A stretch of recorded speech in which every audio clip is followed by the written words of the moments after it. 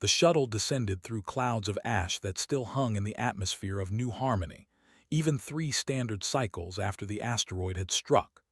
Dr. Thorne pressed her face against the observation window, her 4 eyes blinking in sequence as she tried to make sense of what she was seeing below.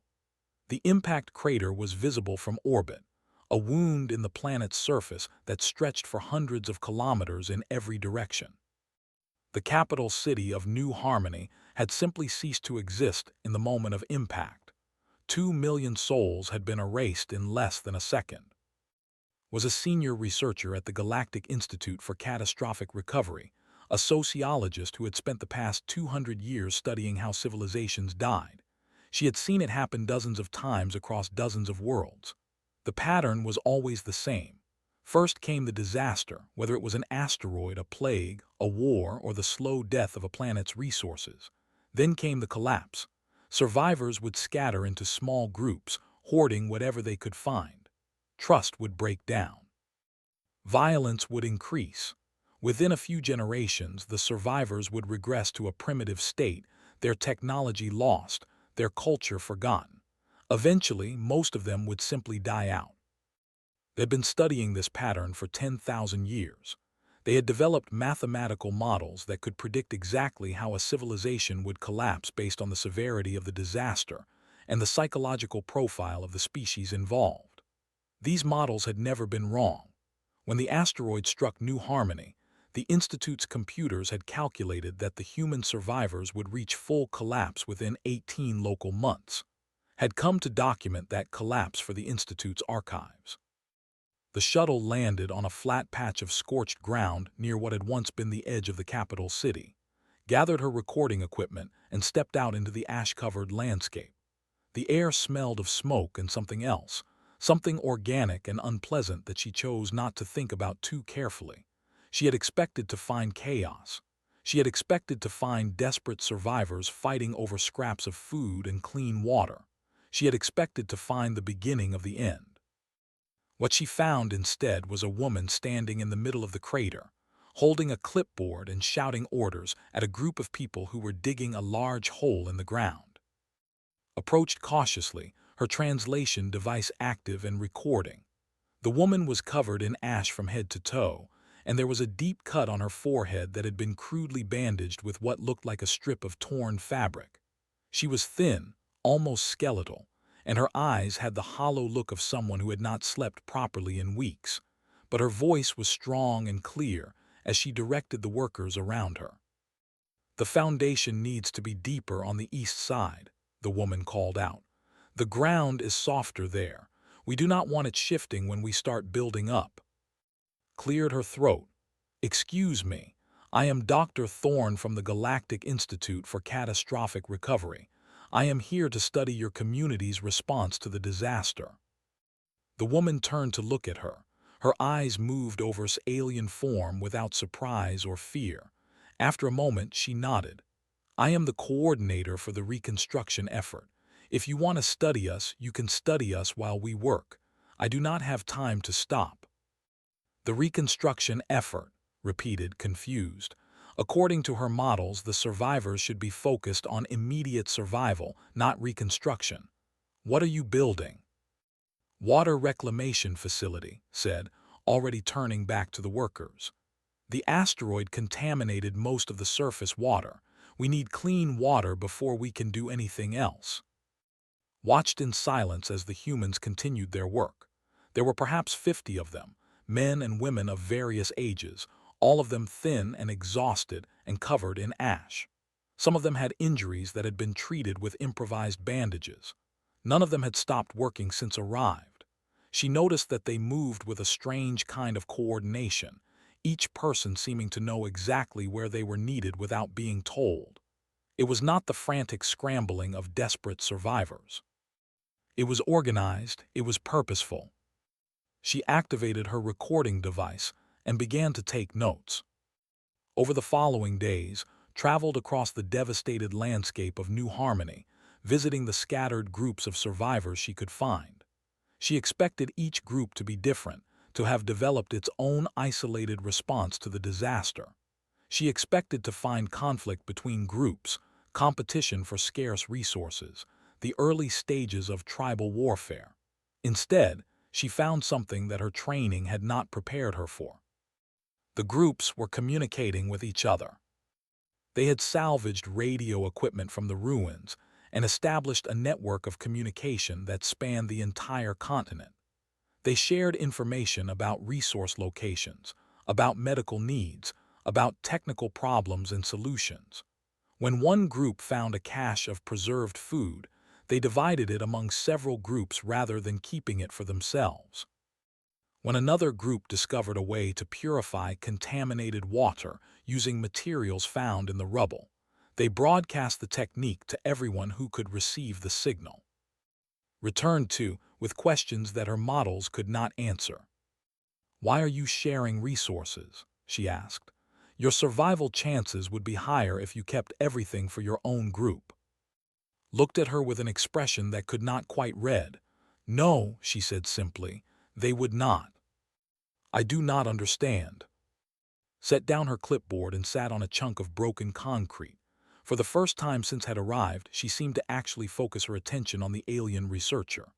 "Let me explain something to you," she said. "Before the asteroid hit, I was a civil engineer. I had a husband. I had 2 children. I had a house with a garden and a dog named Biscuit." She paused, and something flickered across her face, some emotion that was there and gone too quickly for to identify. "All of that is gone now. My husband was in the capital when the asteroid hit. My children were at school. My house, my garden, my dog, all gone." Waited in silence. "I could lie down and die," continued. "I have thought about it. Every night I think about it. But there is a girl in our group named Sarah. She is 12 years old. She was my daughter's best friend. She used to come to our house after school and eat cookies and play games with my children. She survived because she was visiting her grandmother in the countryside when the asteroid hit. Her parents were in the capital. Her grandmother died 2 weeks later from injuries she sustained in the shockwave." Stood up and picked up her clipboard again. "Sarah is alone now. She has no family left, but she is not alone because I am here. And I am here because someone needs to make sure that Sarah has a world worth living in. That is why I am not lying down to die. That is why we are sharing resources. That is why we are building a water reclamation facility instead of fighting over scraps. Because every single person in this group has a Sarah, someone they are staying alive for, someone they are working for. And when you have enough people who are working for someone else, you do not get competition. You get cooperation." Recorded every word, but she did not understand. Her models did not account for this. Her training had taught her that survival instincts were fundamentally selfish, that cooperation broke down under sufficient pressure, that every species eventually turned on itself when resources became scarce enough. But these humans were not following the pattern. They were doing something else, something that did not have a name for. She returned to her shuttle that night and began writing her preliminary report. She described what she had observed, the communication networks and the resource sharing and the organized reconstruction efforts. She described and her clipboard and her bleeding forehead and her absolute refusal to accept that her civilization was dying. And she concluded her report with a note that she had never written before in her 200 years of research. Initial observations suggest that the standard collapse models may not apply to this species. Further study required. She transmitted the report to the Institute and waited for a response. When it came, it was a single line of text that made her feel something she had not felt in a very long time. "Acknowledged, additional researchers being dispatched. This is unprecedented." Looked out the window of her shuttle at the ash-covered landscape of New Harmony, at the tiny lights of the survivor camps scattered across the darkness, at the impossible work that was happening in the ruins of a dead world. She did not know what she was witnessing, but she knew, with a certainty that surprised her, that she was witnessing something important. 6 local months had passed since Dr. Thorne first landed on New Harmony, and the Institute's predictive models had failed 17 times. She had stopped counting after that because it seemed pointless to keep track of something that was so consistently wrong. The models said that the survivors should have stratified into competing factions by the third week.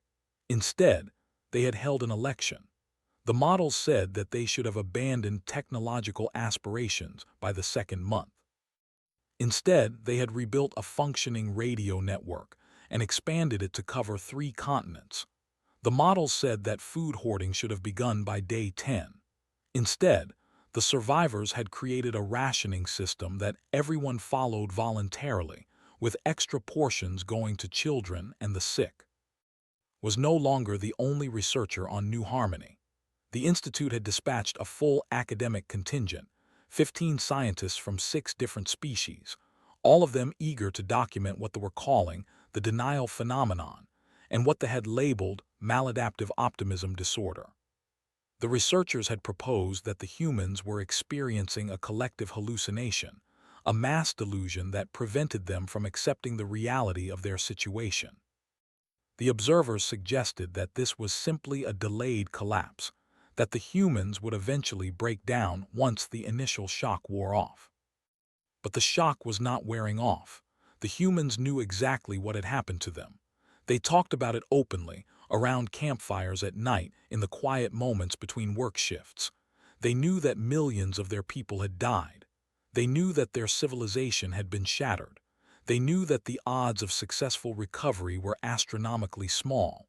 They knew all of this, and they kept working anyway. Doctor, a psychologist from the Institute of Behavioral Studies, had been assigned to interview survivors about their mental state. He had developed a comprehensive questionnaire designed to measure denial, depression, acceptance, and other psychological responses to catastrophic loss. After administering the questionnaire to 100 survivors, he had requested an emergency consultation with. "The results make no sense," he said, his tentacles writhing in agitation. "They score extremely high on acceptance. They understand that their civilization has been destroyed. They understand that recovery is unlikely. They understand that they may all die before anything is rebuilt. But they also score extremely high on hope and purpose. These 2 things should be mutually exclusive. How can you accept that something is probably impossible and still believe that it is worth attempting?" Had no answer for him. She spent most of her time following, who had become the unofficial leader of the largest survivor settlement. Did not seem to enjoy being a leader. She complained about it constantly, about the endless meetings and the difficult decisions and the weight of responsibility. But she did not stop. Every morning, she woke up before dawn and inspected the water reclamation facility. Then she reviewed the food inventory. Then she met with the heads of the various work teams to discuss progress and problems. Then she dealt with whatever crises had emerged overnight. Then she did it all again the next day. One morning, asked her why she did not delegate more of the work to others. Laughed, though there was no humor in the sound. "I do delegate," she said. "I delegate constantly, but someone has to make sure everything fits together. Someone has to see the whole picture, and right now that someone is me." "But why you?" pressed. "You are not a government official. You were a civil engineer before the disaster. Why have you taken on this role?" Was quiet for a moment. "Because I was here," she finally said. "In the first few days after the impact, when everyone was in shock, someone needed to start giving directions. I started giving directions. People started following them, and then it just kept going." She shrugged. "I do not think I am special. I think I just happened to be in the right place at the right time, or the wrong place at the wrong time, depending on how you look at it." This was another thing that confused the research team. The humans did not seem to believe in exceptional individuals. When asked survivors about, they spoke of her with respect and gratitude, but they did not treat her as uniquely important. "Is doing her job," one man told. "We are all doing our jobs. Hers is just more visible." The concept of doing your job came up constantly in interviews. It seemed to be a central part of how the humans understood their situation. They had assigned themselves roles, sometimes based on their previous skills and sometimes based on what needed to be done, and they simply did those roles to the best of their ability. A former accountant had become the settlement's food inventory manager. A former teacher had established a school for the children. A former mechanic had become the head of the salvage team, organizing expeditions into the ruins to recover useful materials. And then there was Sarah. Sarah was the 12-year-old girl that had mentioned in their first conversation, the one whose parents had died and whose grandmother had died, and who was now completely alone in the world except for the community that had formed around her. Had expected Sarah to be withdrawn, traumatized, barely functional. Instead, Sarah had become one of the most important people in the settlement. It had started when Sarah found a book in the ruins about wilderness medicine. The book described how to identify useful plants and how to use them to treat various ailments. Sarah had read the book, then started exploring the area around the settlement, looking for the plants described in the book. She found several that could be used to treat infections, and she began experimenting with ways to process them into usable medicines. Within 3 months, Sarah had established a small laboratory in one corner of the settlement. She had trained 5 other children to help her. She had developed a technique for producing basic antibiotics from a fungus that grew in the ash-covered soil. When asked her how she had learned to do all of this, Sarah had looked at her with puzzlement. "I read the book," Sarah said, "and then I tried things, and when something did not work, I tried something else. That is how learning works, right?"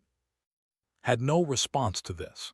She recorded Sarah's answer and added it to her growing collection of things that humans did that made no sense according to any established theory of species behavior.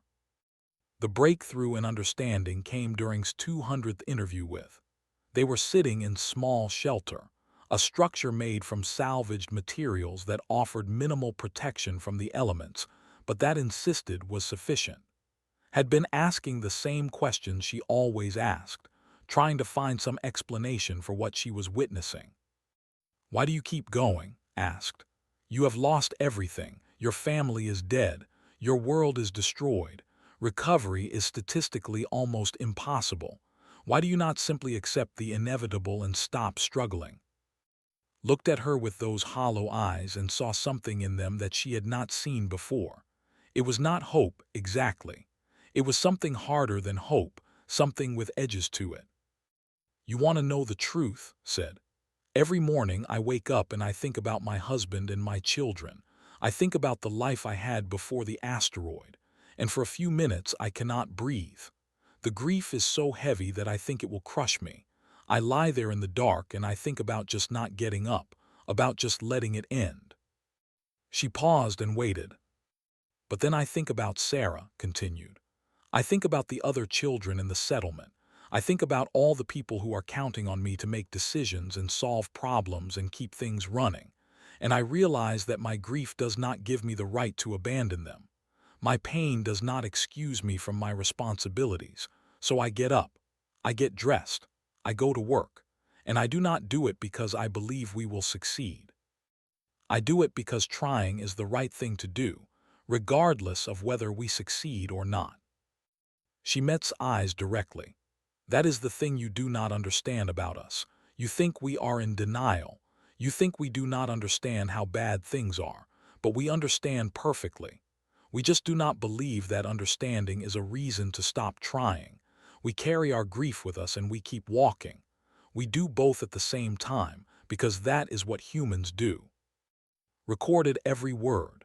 And finally, after 6 months of observation and hundreds of interviews and 17 failed predictive models, she began to understand. The final report from the Galactic Institute for Catastrophic Recovery was 3,000 pages long, and it took Dr. Thorne and her team of 15 researchers nearly a full standard year to compile. They had documented everything, every detail of the human recovery effort on New Harmony, every interview with survivors, every anomaly that their models and theories. When the report was finally complete, transmitted it to the Institute's central archive and waited for the response. The response came in the form of a classified directive from the Institute's governing council. The report was to be sealed. Access was to be restricted to senior researchers only. No copies were to be distributed to member worlds. The official reason given was potential for misinterpretation, but knew the real reason. The report was dangerous. It was dangerous because it challenged everything the Institute believed about the nature of civilizations and their responses to catastrophe. It was dangerous because it suggested that the mathematical models that had guided the Institute's work for 10,000 years were fundamentally incomplete. And it was dangerous because it raised a question that the governing species of the galaxy did not want to consider. What if humans were different? Had included a summary of her conclusions in the final section of the report. She had argued that human beings possessed a psychological trait that had no equivalent in any other documented species. She called it defiant persistence, though she acknowledged that the term was inadequate. It was not simply resilience, the ability to recover from setbacks. Other species had resilience. It was not simply optimism, the belief that things would improve. Other species had optimism, at least initially. It was something else, something stranger and more powerful. Humans, wrote, appeared to separate the concepts of probable outcome and appropriate action in a way that other species did not. When it determined that a goal was unlikely to be achieved, they adjusted their behavior accordingly, reducing effort as probability decreased. This was logical. This was efficient. This was how intelligent beings were supposed to respond to information about the world. But humans did not work this way. Humans could simultaneously believe that an outcome was extremely unlikely and also believe that maximum effort toward that outcome was required. They could hold despair and determination in their minds at the same time, and somehow the despair did not cancel out the determination. This was the thing that the models had never accounted for. The models assumed that hope and despair were opposite ends of a spectrum, that an increase in one necessarily meant a decrease in the other. But humans treated them as separate variables entirely. They could be completely without hope and still completely committed to action. They could acknowledge that everything was probably going to fail and still wake up every morning and go to work. They could bury their dead and plant gardens on the graves, both at the same time, without any contradiction. Had watched them do it. She had documented it in exhaustive detail, and she still did not fully understand it. The report was sealed, but information has a way of spreading. Within a few cycles, researchers across the galaxy were discussing the new harmony anomaly in hushed tones. Some dismissed it as a fluke, a statistical outlier that did not reflect typical human behavior. Others argued that the circumstances were unique, that humans on their home world or in established colonies would behave differently. But a growing minority began to take the findings seriously, began to consider the implications of a species that simply refused to give up. 5 years after the asteroid impact, returned to New Harmony for a final observation. The transformation was staggering. The settlement that had founded in the crater of the capital city had grown into a proper town. It had streets and buildings, and a central square with a fountain that ran on recycled water. It had a hospital and a school, and a library filled with books that had been salvaged from the ruins. It had a functioning government with elected officials and regular public meetings. It had a courthouse and a police station, and a small jail that was almost always empty because crime had remained remarkably low throughout the recovery period. The population had actually increased since the disaster. Survivor groups from other regions had migrated toward the settlement, drawn by the radio broadcasts that described a community that was actively rebuilding rather than simply surviving. Some had walked hundreds of kilometers through the ash-covered wasteland to reach it. They arrived starving and exhausted and traumatized, and they were given food and shelter and a job to do. They were given a place in the community. They were given a reason to keep living. Found in her office in the town hall, a building constructed from salvaged materials and decorated with artwork created by local children, looked better than she had 5 years ago. She had gained weight. Her hair was clean. The wound on her forehead had healed into a thin white scar, but her eyes still had that hollow quality that depth of grief that never quite went away.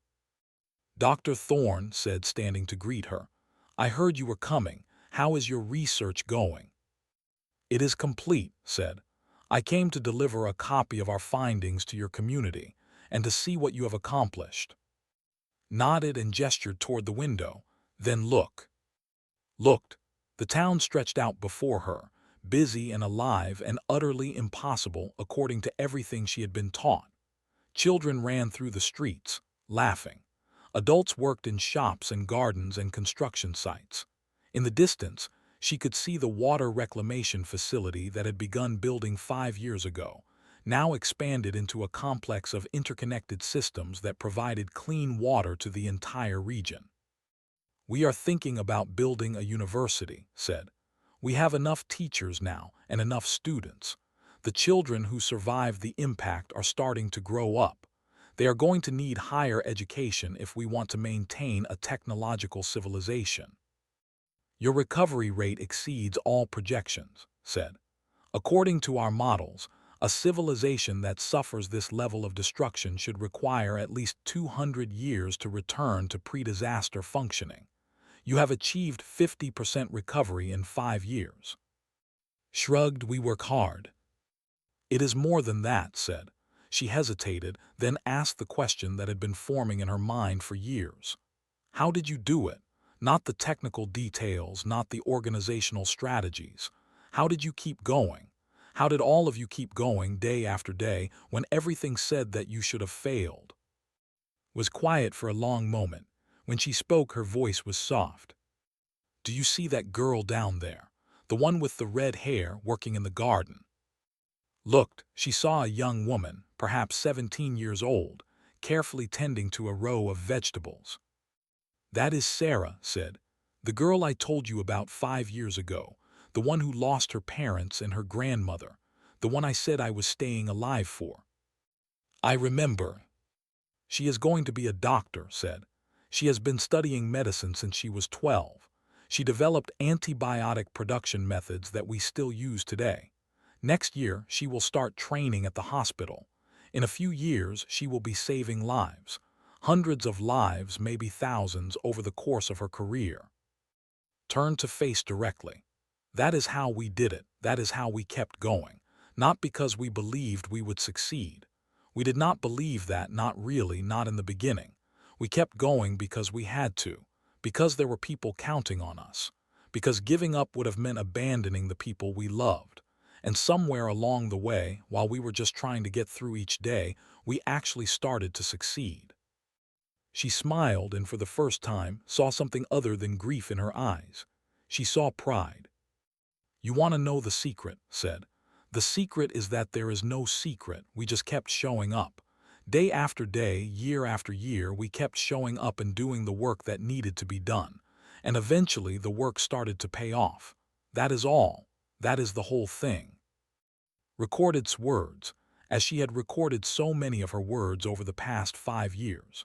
And finally, standing in the town hall of a city that should not exist, looking out at a civilization that should have collapsed, she understood what she was witnessing. She was witnessing the human variable. The Institute's classification system had no category for what humans were. They were not the most intelligent species in the galaxy. They were not the strongest or the fastest or the longest lived. Their technology was unremarkable. Their social structures were chaotic. By every objective measure, they were a thoroughly average species, unlikely to achieve anything of galactic significance. But they had something that the models did not measure.